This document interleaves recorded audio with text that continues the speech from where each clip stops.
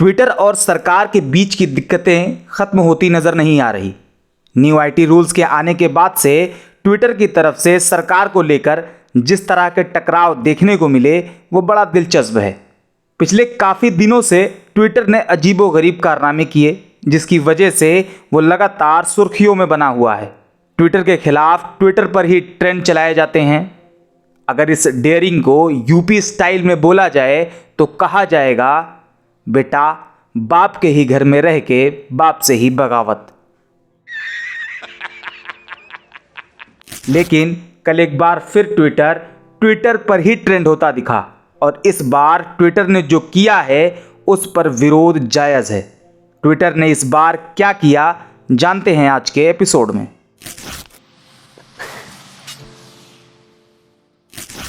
कल यानी 28 जून को ट्विटर इंडिया की वेबसाइट के कैरियर सेक्शन पर एक पेज पब्लिश किया जाता है, जिसमें भारत के नक्शे से जम्मू कश्मीर और लद्दाख को भारत से अलग दिखाया जाता है। जैसे ही ये पेज पब्लिश्ड हुआ और लोगों ने देखा तो वो ट्विटर पर ट्विटर के ही खिलाफ ट्रेंड चलाने लगे। ट्विटर ने जिन 3 एरिया जम्मू कश्मीर और लद्दाख को इंडिया मैप से अलग दिखाया है वो असल में भारत के यूनियन टेरिटरी स्टेट हैं। हालांकि जब मामला तूल पकड़ता दिखा तो ट्विटर की तरफ से उस पेज को रिमूव कर दिया गया और मामले को यहीं दबाने की कोशिश की गई। लेकिन ट्विटर की तरफ से इस तरह की हरकत पहली बार नहीं हुई है। बिल्कुल इसी तरह 22 अक्टूबर 2020 को ट्विटर इंडिया की वेबसाइट पर एक मैप शो होता दिखाई देता है, जिसमें जम्मू और कश्मीर को एज अ चाइनीज पार्ट की तरह दिखाया जाता है, जिस पर सरकार ट्विटर के सीईओ के नाम एक लेटर इशू करती है और ट्विटर को वार्न किया जाता है, जिसके बाद ट्विटर उस पेज को रिमूव करता है और सफाई में कहता है ये प्रॉब्लम टेक्निकल इशू की वजह से हुई। हम भारतीयों के भावनाओं की रिस्पेक्ट करते हैं। बिल्कुल इसी तरह एक और मामला WHO की तरफ से हुआ था।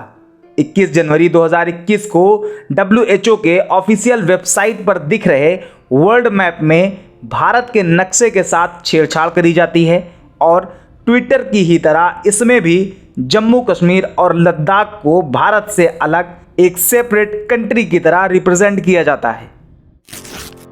भारत के नक्शे से जुड़े सिर्फ इतने ही मामले नहीं हैं। इंडिया मैप से जुड़ा एक और मामला भी काफी चर्चा में रह चुका है। अंतर्राष्ट्रीय न्यूज एजेंसी BBC की तरफ से भारत का एक अधूरा नक्शा BBC के प्रोग्राम के दौरान चलाया जाता है, जिसमें जम्मू और कश्मीर को भारत से अलग दिखाया जाता है। लेकिन बाद में यहां भी वही होता है जो अदर केस में हुआ। MP वीरेंद्र शर्मा की तरफ से BBC को एक लेटर दिया जाता है, जिसके बाद BBC की तरफ से गलती मान ली जाती है और मामला वहीं खत्म हो जाता है। ऐसे ही विकिपीडिया द्वारा इंडिया मैप में बदलाव किए जाते हैं और अक्साई चीन को एज अ चाइनीज पार्ट दिखाया जाता है, जिस पर एक यूजर द्वारा उसके स्क्रीनशॉट को HMO और अमित शाह को टैग करते हुए ट्वीट किया जाता है और उसी स्क्रीनशॉट को बेस बनाते हुए सरकार की तरफ से इस पर एक्शन लिया जाता है और यहां भी वही हुआ, माफीनामा। इंडिया मैप से जुड़े ये सारे मामले मैं आपको क्यों बता रहा हूं, आपने ये नोटिस नहीं किया होगा।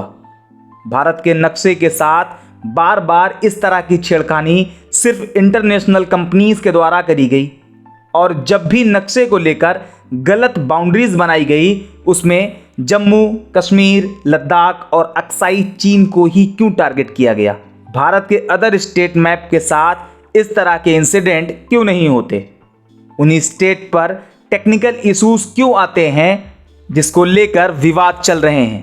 अंतर्राष्ट्रीय कंपनी के द्वारा एक के बाद एक करी गई ये हरकत क्या कोई संयोग है या कोई प्रयोग। कहीं ऐसा तो नहीं कि इन कंपनियों के द्वारा भारत सरकार को वार्न किया जा रहा हो, जिसका मामला कुछ और ही हो। इस मामले को भारत सरकार सिर्फ कंपनी के माफीनामे तक सीमित ना करे, बल्कि इस बात को सीरियस लेकर सवाल करे, आखिर ये टेक्निकल इशू भारत के ही साथ क्यों होते हैं और भारत में भी जम्मू कश्मीर जैसे सेंसिटिव स्टेट के साथ। आज के वीडियो में इतना ही।